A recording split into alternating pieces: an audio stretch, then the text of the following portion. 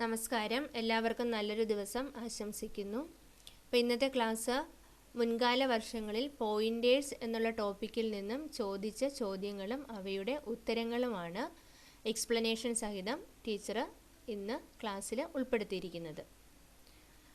നോക്കാം, എല്ലാവരും റെഡിയാണല്ലോ? അപ്പോൾ ഇവിടെ ഒന്നാമത്തെ ക്വസ്റ്റ്യൻ ഇതാണ്. If PTR is a pointer to the variable num, which of the following statement is correct? PTR എന്ന് പറയുന്നത് num എന്നുള്ള വേരിയബിളിനെ പോയിന്റ് ചെയ്യുന്നു എങ്കിൽ താഴെ പറയുന്ന സെൻറ്റൻസുകളിൽ ഏതാണ് correct? A part, PTR and num may be of different types. PTR and num different types ആണ്. ശരിയാണോ? അല്ല അല്ലേ? PTR നമ്മിനെ പോയിന്റ് ചെയ്യുന്നു എങ്കിൽ നമ്മിൻ്റെ ഡേറ്റ ടൈപ്പ് എന്താണോ അത് തന്നെയായിരിക്കും PTRൻ്റെ ടൈപ്പ്. അപ്പോൾ ആ ആൻസർ തെറ്റാണ്. If PTR points to num, then num also points to PTR. PTR നമ്മിനെ പോയിന്റ് ചെയ്യുന്നു എങ്കിൽ നം തിരിച്ച് PTRനെ പോയിന്റ് ചെയ്യുന്നു. ആ സെൻറ്റൻസ് ശരിയാണോ? അല്ല, അതും തെറ്റാണ്. കാരണം നം എന്ന് പറയുന്ന ഓർഡിനറി വേരിയബിൾ ആണ്. അപ്പോൾ ഓർഡിനറി വേരിയബിൾ വേറൊരു പോയിന്ററിനെ പോയിന്റ് ചെയ്യാൻ പറ്റുമോ? ഇല്ല. The statement num equal to address operator PTR is valid. നമ്മിലേക്ക് ഒരു അഡ്രസ്സ് നമുക്ക് സ്റ്റോർ ചെയ്യാൻ സാധിക്കുമോ? ഇല്ല. നം എന്ന് പറയുന്ന ഓർഡിനറി വേരിയബിൾ അല്ലേ, പോയിന്റർ വേരിയബിളിനല്ലേ അഡ്രസ്സ് സ്റ്റോർ ചെയ്യാനുള്ള എബിലിറ്റി ഉള്ളൂ. അപ്പോൾ ആ സ്റ്റേറ്റ്മെൻറ്റും തെറ്റാണ്. Last one, star PTR will give the value of num. Star PTR എന്ന് കൊടുത്താൽ നമുക്ക് നമ്മിൻ്റെ വാല്യൂ കിട്ടും. ആൻസർ ശരിയാണ് അല്ലേ? കാരണം PTR നമ്മിനെ പോയിന്റ് ചെയ്യുന്നു എങ്കിൽ സ്റ്റാർ PTR എന്ന് പറയുന്നത് നമ്മിൻ്റെ വാല്യൂവിനെ ഡിസ്പ്ലേ ചെയ്യും. അപ്പോൾ ഇവിടുത്തെ ആൻസർ എന്താണ്? D. PTR will give the value of num. ഇതാണ് correct answer. Next question, run time allocation of memory is triggered by the operator dash. Run time memory allocation നമ്മൾ ഉപയോഗിക്കുന്ന operator ഏതാണ്? New operator. Next one, how will you free the allocated memory? എങ്ങനെയാണ് allocate ചെയ്ത മെമ്മറിയെ നമ്മൾ free ആക്കി വയ്ക്കുന്നത്? Using delete operator. Next one, the dash operator is used to allocate memory location during run time. Run ടൈമിൽ memory allocate ചെയ്യാൻ ഉപയോഗിക്കുന്ന operator ഏതാണ്? Answer new operator. അപ്പോൾ ഇതെല്ലാം ഒരു മാർക്കിന് ചോദിച്ച ചോദ്യങ്ങളാണ്. പ്രീവിയസ് പരീക്ഷകളിൽ ഒരു മാർക്കിന് ചോദിച്ച ചോദ്യങ്ങളാണ്. Next question, read the following C++ code int a of 5 equal to 10, 15, 20, 25, 30 semicolon int star p equal to a. Write the output of the following statement. ഇനി പറയുന്ന 2 മാർക്കിൻ്റെ ക്വസ്റ്റ്യൻ ആണ്. അപ്പോൾ ഇവിടുത്തെ C++ കോഡ് തന്നിട്ടുണ്ട്. അരയാണ് തന്നിരിക്കുന്നത്. ഒരു ഇൻറ്റിജർ അരയാണ്. 5 എലമെൻറ്റ്സ് ഉണ്ട്. അവയുടെ വാല്യൂസും ഇനിഷ്യലൈസ് ചെയ്തിട്ടുണ്ട്. 10, 15, 20, 25, 30 എന്നാണ് വാല്യൂസ് കൊടുത്തിരിക്കുന്നത്.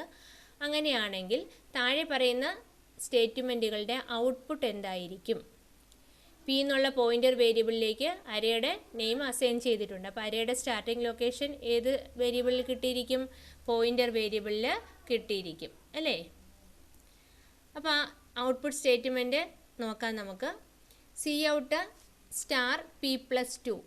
അപ്പോൾ p+2 ബ്രാക്കറ്റിൽ കൊടുത്തിരിക്കുകയാണ് അല്ലേ? p+2 എന്നുള്ളത് ബ്രാക്കറ്റിൽ കൊടുത്തിരിക്കുകയാണ്. അപ്പോൾ പിയുടെ വാല്യൂ എന്ന് പറയുന്നത് അരയുടെ സ്റ്റാർട്ടിംഗ് ലൊക്കേഷൻ. ആ സ്റ്റാർട്ടിംഗ് ലൊക്കേഷനോടുകൂടി 2 ആഡ് ചെയ്യും. 2 ആഡ് ചെയ്യുമ്പോൾ നമുക്കറിയാം ഇത് ഇൻറ്റിജർ അരേ ആയതുകൊണ്ട് 1 ആഡ് ചെയ്യുമ്പോൾ 4 ലൊക്കേഷൻ മാറും. 2 ആഡ് ചെയ്യുമ്പോൾ വീണ്ടും 4 ലൊക്കേഷൻ, അങ്ങനെ ടോട്ടൽ 8 ലൊക്കേഷൻ മാറും. എന്ന് പറഞ്ഞാൽ 2 ആഡ് ചെയ്താൽ ഏത് എലമെൻറ്റിനെ പോയിന്റ് ചെയ്യും? 1. ഫസ്റ്റ് പി ഇരിക്കുന്ന വാല്യൂ എന്ന് പറയുന്നത് 10 ആണ്. 1 ആഡ് ചെയ്യുമ്പോൾ അടുത്ത ലൊക്കേഷനിലേക്ക് വരും. അടുത്ത വാല്യൂ എന്ന് പറഞ്ഞാൽ 15നെ പോയിന്റ് ചെയ്യും. വീണ്ടും ഒന്നുകൂടി ആഡ് ചെയ്യുമ്പോൾ ഏതിനെ പോയിന്റ് ചെയ്യും? 20യെ പോയിന്റ് ചെയ്യും അല്ലേ? അപ്പം p+2 എന്ന് പറയുന്നത് ഏത് ലൊക്കേഷനെ പോയിന്റ് ചെയ്യും? 20 ഇരിക്കുന്ന ലൊക്കേഷനെ ആയിരിക്കും പോയിന്റ് ചെയ്യുന്നത്. അപ്പോൾ സ്റ്റാർ p+2 എന്ന് പറയുന്നത് എന്തായിരിക്കും നമുക്ക് ആൻസർ കിട്ടുക? 20 എന്നുള്ള ആൻസർ ആയിരിക്കും കിട്ടുക, ആ ലൊക്കേഷനിലെ value. Second statement, C out star p+3. Star P എന്ന് പറയുമ്പോൾ എന്തായിരിക്കും? പിയിൽ എന്ന് പറയുന്ന അരയുടെ സ്റ്റാർട്ടിംഗ് ലൊക്കേഷൻ. ആ സ്റ്റാർട്ടിംഗ് ലൊക്കേഷനിലുള്ളിലെ വാല്യൂ 10. 10നോട് എത്ര ആഡ് ചെയ്യണം? 3 ആഡ് ചെയ്യണം. അപ്പോൾ 10 + 3 = 30. അപ്പോൾ ആൻസർ നമുക്ക് എന്തായിരിക്കും കിട്ടുക? 20, 30. എങ്ങനെയാണ് ഈ 20 വന്നതെന്ന് മനസ്സിലായല്ലോ? പി അരയുടെ സ്റ്റാർട്ടിംഗ് ലൊക്കേഷൻ, അതിനോടുകൂടി 1 ആഡ് ചെയ്യുക എന്ന് പറഞ്ഞാൽ അടുത്ത ലൊക്കേഷനിലേക്ക് ജമ്പ് ചെയ്യും അല്ലേ? 2 ആഡ് ചെയ്യുമ്പോൾ നെക്സ്റ്റ് അടുത്ത ലൊക്കേഷനിലേക്ക് ജമ്പ് ചെയ്യും. അപ്പോൾ 20. അപ്പോൾ സ്റ്റാർ പി + 20 എന്നാണ് 2 എന്നാണ് ചോദിച്ചിരിക്കുന്നത്. അപ്പോൾ അതിനുള്ളിലെ വാല്യൂ എന്ന് പറയുന്നത് 20 ആയിരിക്കും. Next question, what is a pointer variable in C++? Write the syntax or example to declare a pointer variable. എന്താണ് പോയിന്റർ വേരിയബിൾ? അതിന് ഉപയോഗിക്കുന്ന സിൻടാക്സ് എന്താണ്? A variable that can hold the address of a memory location is known as a pointer variable അല്ലേ? ഒരു variable memory അഡ്രസ്സിനെ store ചെയ്താൽ അവയെ വിളിക്കുന്ന പേരാണ് നമ്മൾ എന്ത്? Pointer variable.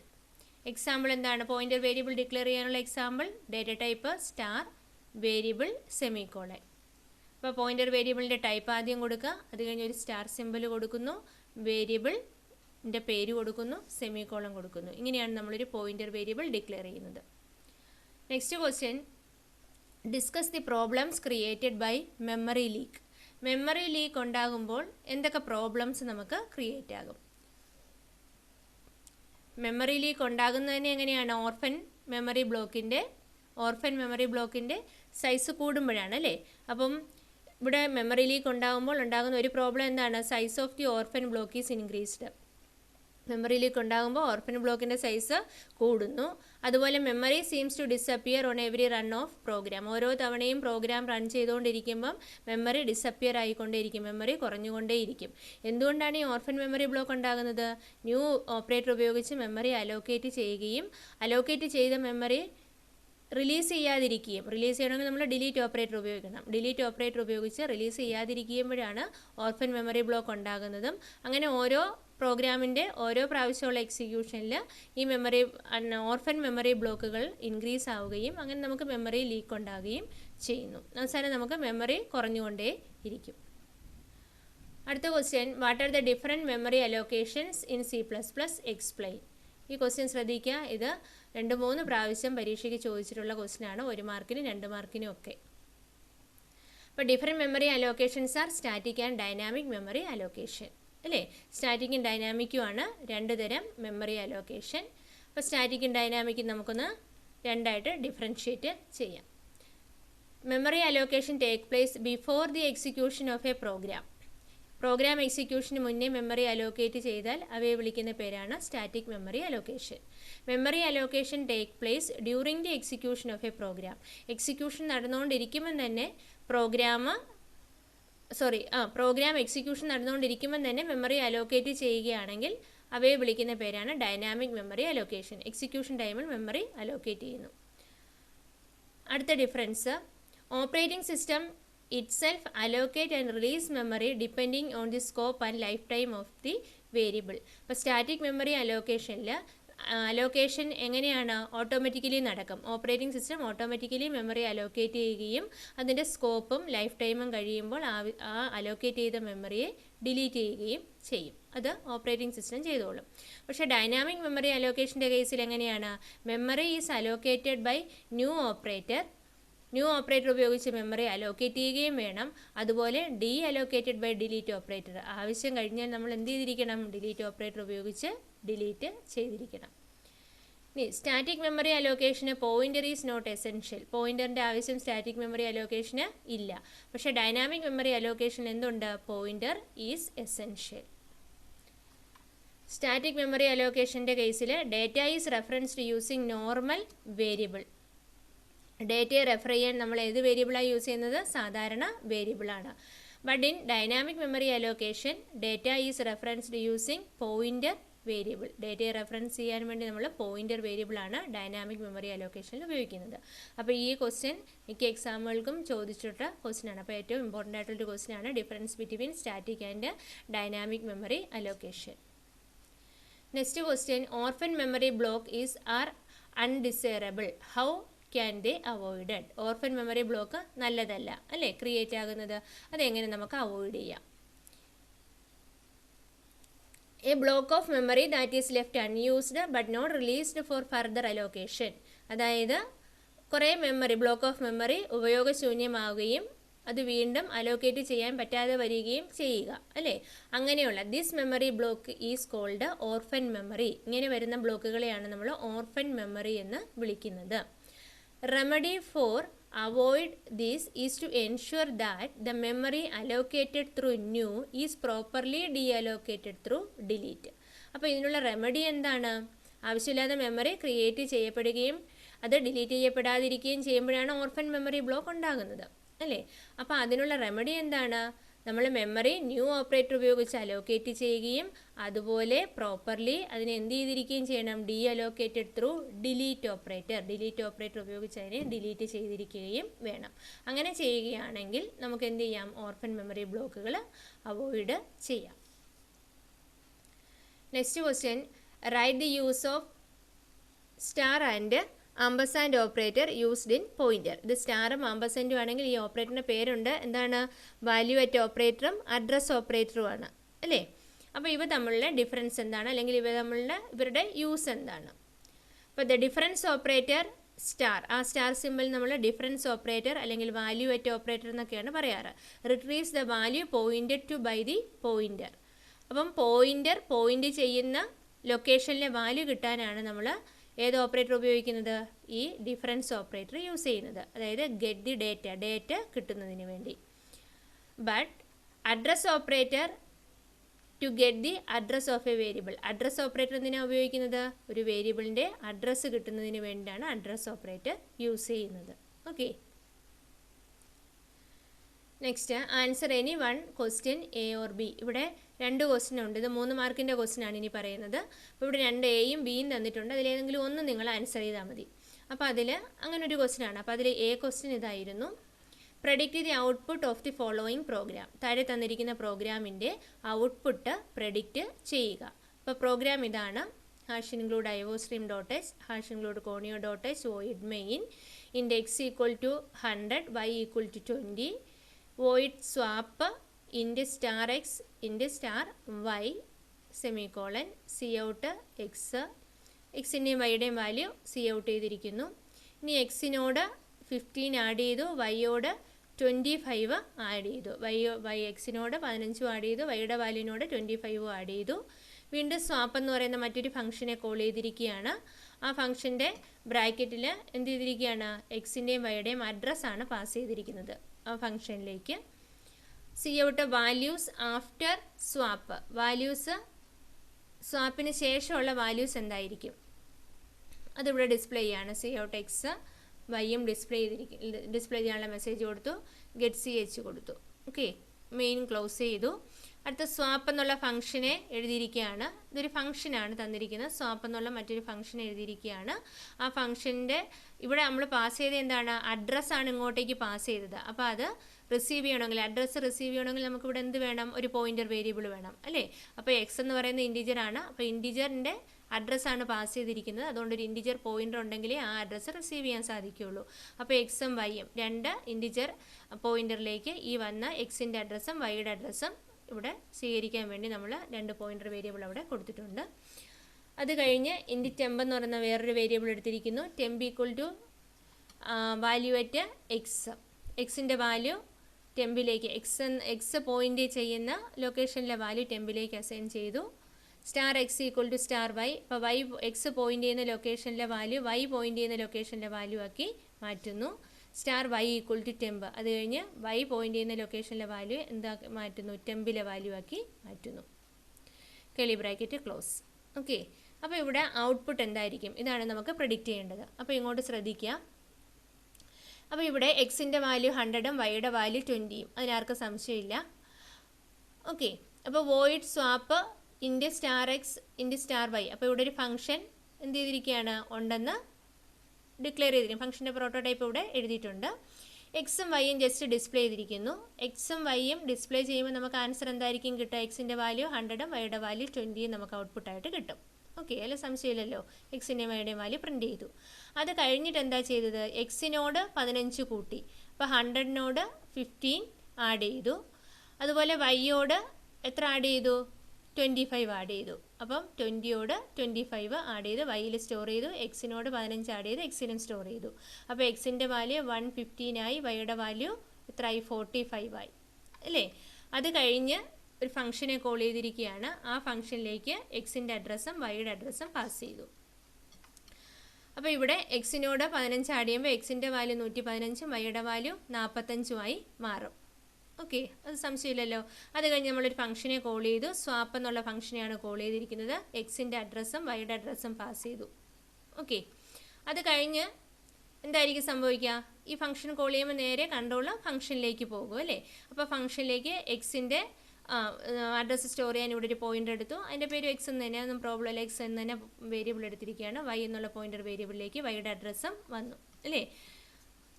അപ്പോൾ അങ്ങനെ വരുമ്പോൾ ഇങ്ങനെ സംഭവിക്കും. എക്സും വൈയും രണ്ട് പോയിൻ്റർ വേരിയബിൾ. എക്സിൻ്റെ വാല്യൂ 115ഉം വൈയുടെ വൈ പോയിൻ്റ് ചെയ്യുന്ന ലൊക്കേഷനിലെ വാല്യൂ 45. ഓക്കെ, ഇവിടുത്തെ പാസ് ചെയ്ത വാല്യൂ അങ്ങനെയല്ലേ. അപ്പോൾ 115 എന്നുള്ള ഇതിലേക്കാണ് ഈ പോയിൻ്റർ വേരിയബിൾ പോയിൻ്റ് ചെയ്യുന്നത്. 45 എന്നുള്ള വാല്യൂവിലേക്കാണ് ഈ വൈ എന്നുള്ള പോയിൻ്റർ പോയിൻ്റ് ചെയ്യുന്നത്. ഇൻ്റെ ടെമ്പ് എന്ന് പറയുന്ന വേറൊരു വേരിയബിൾ എടുത്തേക്കുന്നു. Temp equal to star X. X point ചെയ്യുന്ന ലൊക്കേഷനിലെ വാല്യൂ എത്രയാണ്? 115. അത് ടെമ്പിലേക്ക് അസൈൻ ചെയ്തു. ഓക്കെ, അത് കഴിഞ്ഞ് എക്സിലേക്ക് star X equal to star Y അല്ലേ. എക്സ് പോയിൻ്റ് ചെയ്യുന്ന ലൊക്കേഷനിലേക്ക് വൈ പോയിൻ്റ് ചെയ്യുന്ന വാല്യൂവിനെ അസൈൻ ചെയ്യുകയാണ് അല്ലേ. അപ്പോൾ എന്ത് സംഭവിക്കും? വൈ പോയിൻ്റ് ചെയ്യുന്ന ലൊക്കേഷൻ്റെ വാല്യൂ 45, അത് എക്സിലേക്ക് വന്നു. 45 എക്സിലേക്ക് വന്നു. ഇനി എന്താ ചെയ്യേണ്ടത്? ഈ വൈ പോയിൻ്റ് ചെയ്യുന്ന ലൊക്കേഷനിലേക്ക് ടെമ്പിൻ്റെ വാല്യൂ എടുത്തുകൊണ്ട് വയ്ക്കണം. ടെമ്പിൽ 115 എന്നുള്ള വാല്യൂ ഉണ്ട് അല്ലേ. അപ്പോൾ 115 എവിടേക്ക് പോകണം? ഈ വൈയിലേക്ക് പോകണം. അപ്പോൾ 115 ഇതാ ഇവിടെ വൈയിലേക്ക് പോയി. അപ്പോൾ എന്താ സംഭവിച്ചത്? എക്സിൻ്റെയും വൈയുടെയും വാല്യൂ ഒന്ന് ഇൻ്റർചേഞ്ച് ചെയ്തു. അപ്പോൾ എക്സിലുണ്ടായിരുന്ന 115 എന്ന വാല്യൂ വൈയിലേക്കും പോയി, വൈയിലുണ്ടായിരുന്ന 45 എന്നുള്ള വാല്യൂ എക്സിലേക്കും വന്നു. അപ്പോൾ ഇവിടെ ഈ ഫംഗ്ഷൻ എന്താ ചെയ്തത്? ഇൻ്റർചേഞ്ച് ചെയ്തു അല്ലേ. അപ്പോൾ അങ്ങോട്ടും ഇങ്ങോട്ടും വാല്യൂസ് ഒന്ന് ഇൻ്റർചേഞ്ച് ചെയ്തു. അത് കഴിഞ്ഞ് കൺട്രോൾ എങ്ങോട്ട് പോകും? അടുത്ത സി ഔട്ട് സ്റ്റേറ്റ്മെൻറ്റിലേക്ക് പോകും. Values after swap. സ്വാപ്പിന് ശേഷമുള്ള വാല്യൂ എന്താണ്? എക്സും വൈയും പ്രിൻറ്റ് ചെയ്യുമ്പോൾ എന്ത് വാല്യൂ കിട്ടും? സ്വാപ്പിന് ശേഷം എക്സിൽ എന്താ വാല്യൂ ഉള്ളത്? 45ഉം വൈയിൽ 115ഉം അല്ലേ. അപ്പോൾ നോക്കാം ഔട്ട്പുട്ട് എന്തായിരിക്കും കിട്ടുക? സ്വാപ്പിന് മുന്നേ ഉള്ള വാല്യൂ എക്സിൽ 100ഉം വൈയിൽ 20. ഇപ്പോൾ സ്വാപ്പ് ചെയ്യുന്നതിന് മുന്നേ എക്സിൽ 100 ഉണ്ട്, വൈയിൽ 20 ഉണ്ട്. Values after swap. സ്വാപ്പിന് ശേഷം, സ്വാപ്പിങ് ചെയ്തതിന് ശേഷം എക്സിൽ എന്ത് വാല്യൂ ഉണ്ട്? എക്സിലെ വാല്യൂ 45ഉം വൈയുടെ വാല്യൂ 115ഉം. വാല്യൂ അങ്ങോട്ടും ഇങ്ങോട്ടും ഇൻ്റർചേഞ്ച് ചെയ്തു. ഇതാണ് ഇതിൻ്റെ output. Next question B section ആയിരുന്നു. Predict the output of the following program. വീണ്ടും ഒരു പ്രോഗ്രാം നമുക്ക് തന്നിരിക്കുകയാണ്. വോയിഡ് മെയിൻ എക്സ് എന്നുള്ളൊരു അറേ ക്രിയേറ്റ് ചെയ്തിരിക്കുന്നു. Star P equal to X.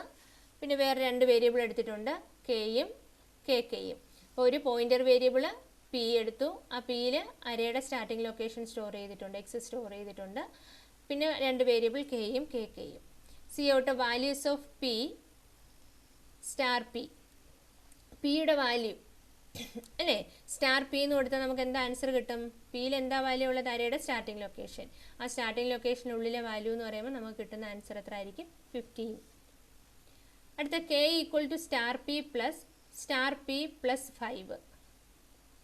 അപ്പോൾ കെയിലേക്ക് എന്താ ചെയ്തേക്കുന്നത്? സ്റ്റാർ പിയിലുള്ള സ്റ്റാർ പി, അതായത് പി പോയിൻ്റ് ചെയ്യുന്ന ലൊക്കേഷനുള്ള വാല്യൂ, അതിനോട് പി പോയിൻ്റ് ചെയ്യുന്ന ലൊക്കേഷനിലെ വാല്യൂവിനോട് 5 കൂട്ടി ആ റിസൾട്ട് വീണ്ടും ഇതിലേക്ക് ആഡ് ചെയ്തു, കെയിൽ സ്റ്റോർ ചെയ്തു അല്ലേ. അടുത്ത സി ഔട്ട് കെയുടെ വാല്യൂ എന്താണെന്ന് പ്രിൻറ്റ് ചെയ്തു. അടുത്ത statement K equal to star X plus Y. Star X എന്ന് പറയുമ്പോൾ എക്സ് എന്ന് പറയുന്ന അരയുടെ നെയിം, അരയുടെ നെയിമിൽ ഇരിക്കുന്നത് സ്റ്റാർട്ടിംഗ് അഡ്രസ് ലൊക്കേഷൻ തന്നെയാണ്. അപ്പോൾ ആ ലൊക്കേഷനിലുള്ളിലെ വാല്യൂവിനോട് 5 കൂട്ടുന്നു. എന്നിട്ട് കെ പ്രിൻറ്റ് ചെയ്തിരിക്കുന്നു, get C H.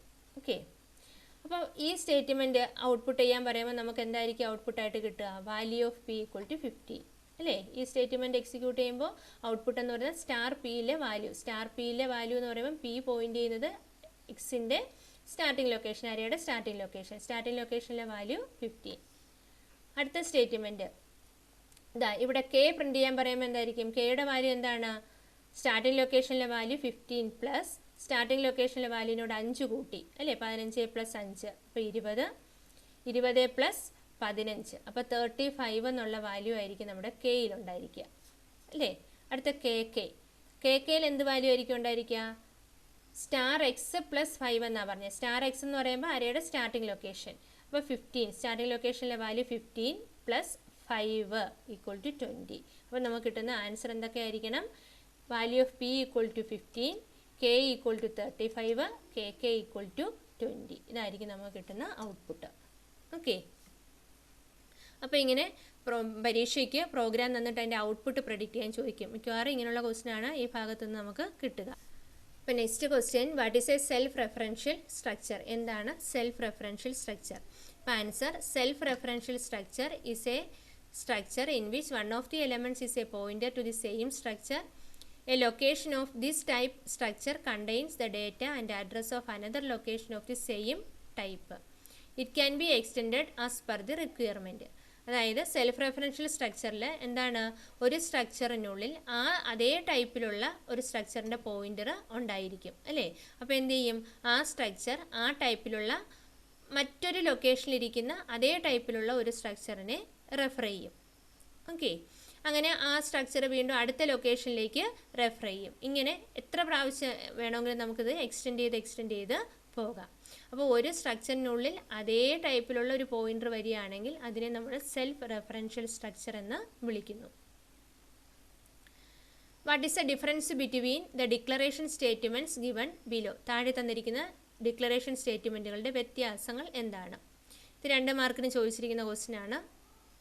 ഇൻറ്റ് star P equal to new int of 10. Int star P equal to new int of 10. അപ്പോൾ ഇവ തമ്മിലുള്ള വ്യത്യാസം ശ്രദ്ധിക്കണം.